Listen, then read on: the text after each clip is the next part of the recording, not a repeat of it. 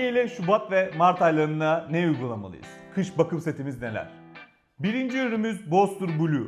İkinci ürünümüz ise Boster 4150 5 bor 5 çinko. Bu iki ürün yıllardan beri çiftçimizin vazgeçilmez iki üründür. Çiftçimizden gelen en büyük soru, bu iki ürün birbiriyle karışıyor. Evet, bu iki ürün birbiriyle karışıyor.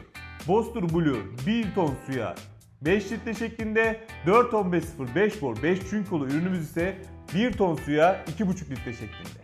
Şimdi bunu ekranlarda aynı şekilde dozajı biraz daha fazla olmak şartıyla karışımlarını yapacağız. Ve en ufak bir problem var mı buna bakacağız. Boster Blue ürünümüzü açıyoruz. Aynı şekilde mavi çıkıyor. Mavi döküyoruz fazlasıyla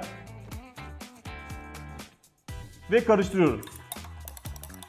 Boster Blue ürünümüz karıştıktan sonra en ufak bir şekilde tortu bırakmıyor. Daha sonra 4150 5 bor 5 çinkolu ürünümüzü karıştırıyoruz.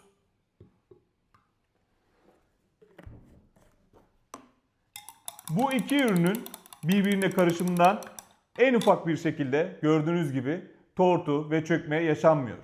Şubat ve Mart aylarında bu iki ürünün kullanılmasını muhakkak öneriyoruz.